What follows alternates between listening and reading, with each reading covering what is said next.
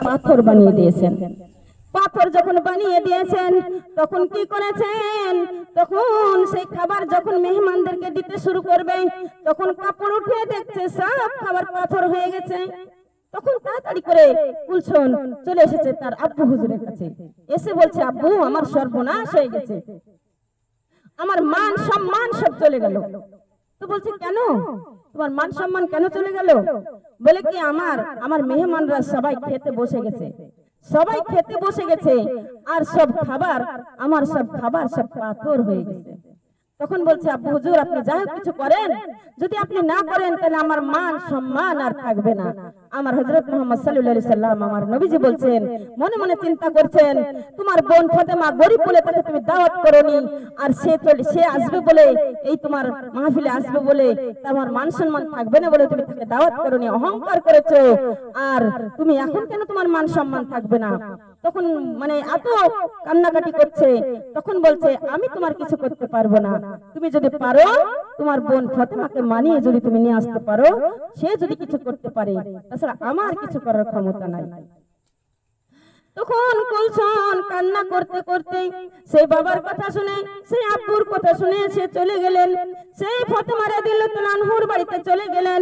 যাওয়ার পর দেখছে সেই ফাতেমা কিন্তু ওই পানি আর পানি জাল দেয়, পানি জাল দিয়ে যাচ্ছে, পানি জাল দিয়ে যার কান্না করে বসে বসে, কান্না করতে করতে দেখে বোন চলে গেছে।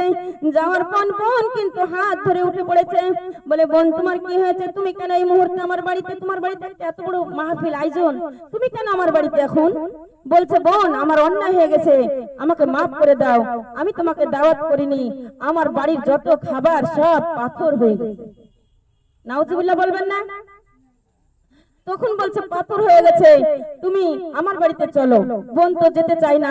তখন বলছে, তুমি আমার হাসান হোসেনকে নিয়ে তুমি আমার বাড়িতে চলো বলে। অন্য কোনো বোন হলে যেত গো, আমরা হলে যেতাম? দেখেন এত দয়া, এত মহব্বত, তার ভিতরে কোনো রাগ ছিল না। তাই গো শোনা, আমাদের মধ্যে রাগ রাখা যাবে না, রাগ হচ্ছে হারাম, তাই কিনা বলেন? কারোর সাথে যদি দু কথা হয়ে যায় না, তারপরে আপনারা মিশে যাবেন, কথা বলবেন, যে আগে কথা বলবেন তার কিন্তু 100 নেকি, আর যে পিছে বলবে তার 10 নেকি। তাহলে আগে বলা ভালো না খারাপ? তাই কিনা বলেন? তাহলে আমি 100 নেকি চলেছেন কেন? এবার 100 নেকি আমি যদি আগে কথা বলি, তাহলে আমার 100 নেকি যদি আমার আমলনামায় জমা হয়, তাহলে তো আমার আগে কথা বলাই ভালো নাকি গো মায়েরা, তাই না? তাইলে কারোর সাথে যদি কোনো দু কথা হয়ে যায়, তো আপনারা আগে কথা বলার চেষ্টা করবেন, করবেন কি করবেন না? যেহেতু আমি কথাটা আপনাদেরকে জানালাম, তাহলে তো আপনাদেরকে খালি শুনলে তো হবে না, আপনাদেরকে কিছু মানতে তো হবে, তাই না? যে এই কথাটা বলেছে, এই কথার দৃষ্টি এটা হবে, তাই না? এটা করলে গুনাহ হবে, এটা করলে নেকি হবে, তাই না গো? এটা বুঝতে হবে না? তাহলে ও গো আমার কবর ভাঙা মাটি, দুনিয়ার মায়ার পিছনে তোমাকে জেনেছি খাটি, ও গো আমার কবর ভাঙা মাটি, দুনিয়ার মায়ার পিছনে তোমাকে জেনেছি খাটি,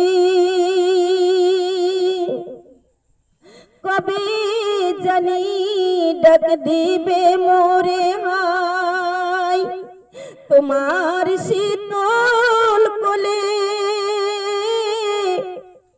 তোমার বুকে শুয়ে পড়িব বিশ্বের মায়া ভুলে, ও গো আমার কবর ভাঙা মাটি, দুনিয়ার মায়ার পিছনে তোমাকে জেনেছি খাটি, কবে জানি ডাক দিবে মোরে হায় তোমার শীতল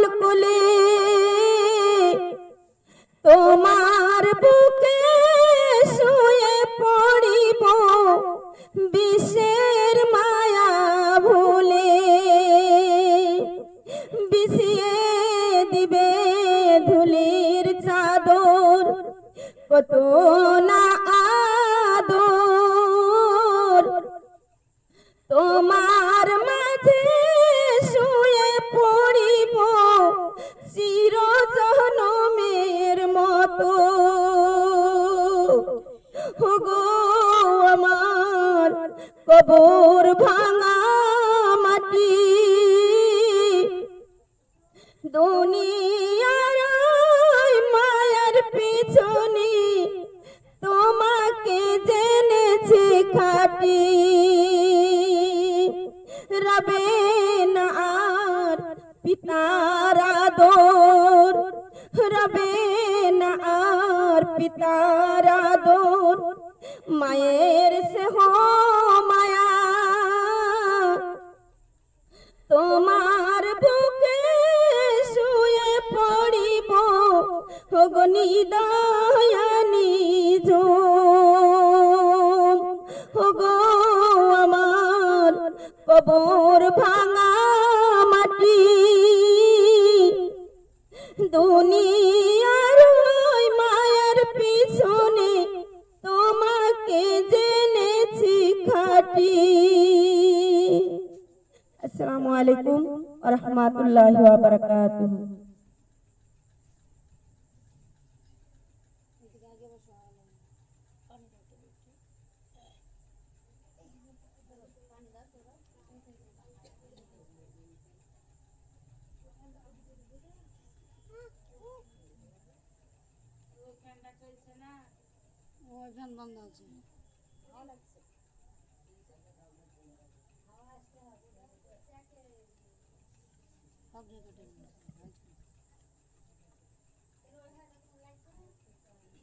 সেই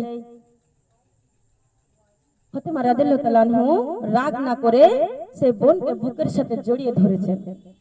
বলে, বোন কেন তোমার কি হয়েছে? বলে, আমার মান সম্মান আর থাকবে না, আমার যত খাবার সব পাথর হয়ে গেছে বোন।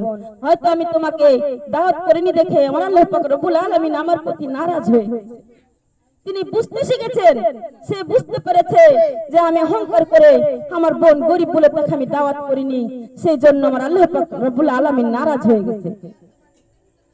এই বলে বোনকে বুকের সাথে জড়িয়ে ধরে সেই সন্তানদেরকে ডেকে হাসান হুসাইনকে সঙ্গে করে নিয়ে তার বোনের বাড়ি চলে গেলেন। তার বোনের বাড়ি চলে গেলেন। যত মেহমান বসে আছে ছটফট করছে, খেতে গেলে দেখবেন একটু যদি দেরি হয়ে যায়, সে হোটেলে হোক আর বাড়িতেই হোক, যদি খেতে বসা যায়, যদি খাবারটা একটু দেরি হয়ে যায় না, কিন্তু খুব রাগান্বিত হয়ে যায় মানুষ, হয় না? হয়। কিন্তু এবার ধরেন মানুষ ধরেন ছটফট করছে যে কি ব্যাপার, আমাদেরকে বসিয়ে দিয়েছে টেবিলে খাওয়ার জন্য। দেখছেন সেই নবীজি, আমার দয়ার নবী, মায়ার নবী হযরত মুহাম্মদ সাল্লাল্লাহু আলাইহি সাল্লাম, সেই নবীজি দাঁড়িয়ে আছে এক কর্নারে, এক কিনারার মধ্যে দাঁড়িয়ে আছে। যখনই দেখেছেন নাতি হাসান হোসেন চলে এসেছেন, আর তখনই ছুটতে ছুটতে এসে সেই নাতি হাসান হোসেনকে বুকের সাথে জড়িয়ে ধরেছে। সুবহানাল্লাহ বলেন। জড়িয়ে ধরেছে। তারপরে তখন সেই বোন বলছে যে যাও, সেই ফাতেমা রাদিয়াল্লাহু তাআলা আনহাকে বলছে, যাও মা, তুমি পারবে, আমি কিছু করতে পারবো না। সেই বলে ফাতেমা রাদিয়াল্লাহু তাআলা আনহা সেই আল্লাহর কাছে আবার সেই বোনের জন্য কান্না করতে শুরু করে দিল। হাত তুলে সুবহানাল্লাহ বলেন। সেই হাত তুলে কান্না করতে শুরু করে দিল, ওগো রব্বুল আলামিন, তুমি তো বড় দয়ালু, তুমি বড় মহান, তুমি সব করনেওয়ালা, তুমি আমার বোনকে ক্ষমা করে দাও, আমিও ক্ষমা করে দিয়েছি। সুবহানাল্লাহ বলেন। মানুষের কাছে যদি কেউ যদি কোনো অন্যায় করে যায়, আর সেই মানুষের কাছে কিন্তু ক্ষমা চাইতে হবে। আপনি যে আল্লাহর কাছে ক্ষমা চাইবেন, তো আল্লাহর কাছে নামাজে সিজদায় পড়ে কাঁদবেন, বলবেন আল্লাহ আমি মানুষটাকে আমি খারাপ কথা বলেছি, মুখে ভাষা বের করেছি, তুমি আমাকে ক্ষমা করে দাও। আল্লাহ কিন্তু ক্ষমা করতে পারবে না। পারবে গো মা? পারবে না। কেউ যদি কারো কাছে অন্যায় করে থাকে, এখনো এই দুনিয়াতে এখনো আপনারা সচেতন হয়ে যাবেন। কেউ যদি কারো কাছে কোনো ভুল করে থাকে, তার কাছে ক্ষমা চেয়ে নেবেন। তখন আপনি যখন ক্ষমা চেয়ে নেবেন, আর সেই মানুষটা যদি আপনাকে ক্ষমা করে দেয় দিল থেকে, আমার আল্লাহ পাক রব্বুল আলামিন ক্ষমা করে দেবে। সুবহানাল্লাহ বলেন। তাহলে মানুষের কাছে কোনো রাগারাগি করে থাকা ভালো আছে নাকি বলেন? ভালো নয়। আর যদি আপনারা কারো কাছে কোনো ভুল করে থাকেন, বুঝতে পারেন যে আমি এটা ভুল করেছি, ক্ষমা চেয়ে নেবেন। ক্ষমা চাওয়ানো কোনো লজ্জার কোনো বিষয় নাই, কোনো ছোট বড় নাই, আছে গো, কোনো ছোট বড় নাই। আপনি আরো বড় হয়ে গেলেন। আপনি যদি কারো কাছে ক্ষমা চান না, আপনি আরো বড় হয়ে গেলেন। আমার আল্লাহ পাক রব্বুল আলামিন আপনাদেরকে বড় করে দিবে, বুঝতে পেরেছেন? কখনো ছোট ভাববেন না। তখন ফাতেমা রাদিয়াল্লাহু আনহু হাসতে দুখানা তুলে আল্লাহর দরবারে যখন আবার কান্না করতে শুরু করে দিল, তখন ফাতেমা রাদিয়াল্লাহু আনহু সেই কুলছনকে বলল, যাও বোন যাও, একটা সাদা কাপড় দিয়ে তোমার খাবার ঢেকে দাও, সাদা কাপড় দিয়ে খাবারগুলো ঢেকে দাও। তারপরে যখন সাদা কাপড় দিয়ে কাপড়গুলো ঢেকে দিয়েছে, আর আমার ফাতেমা রাদিয়াল্লাহু আনহু যখন কান্না করতে লাগলো, আর চোখের পানি যখন জমিনে পড়ে গেল, আর তখন আমার আল্লাহ পাক রব্বুল আলামিন সেই কবুল করে নিল। সুবহানাল্লাহ বলেন। তারপরে তখন বোনকে বলছে, যাও বোন, তুমি মেহমানদেরকে খেতে দিতে শুরু করো। তখন বলছে, তুমি কাপড়টা উঠাও। তখন গিয়ে দেখছে, কাপড়টা উঠে দেখছে সেই যেমন খাবার আবার তেমন হয়ে গেছে। সুবহানাল্লাহ বলবেন না? খাবার যেমন আবার তেমনই হয়ে গেছে। তখন সেই ফাতেমা রাদিয়াল্লাহু তাআলা আনহু সেই হাসান হোসেনকে নিয়ে সঙ্গে করে মেহমানদেরকে খাইয়ে সেই বোনের সম্মান কিভাবে রক্ষা হলো। তাহলে গরিব বলে, যারা বড় লোক আছে তারা গরিব বলে অহংকার করতে হবে গো? অহংকার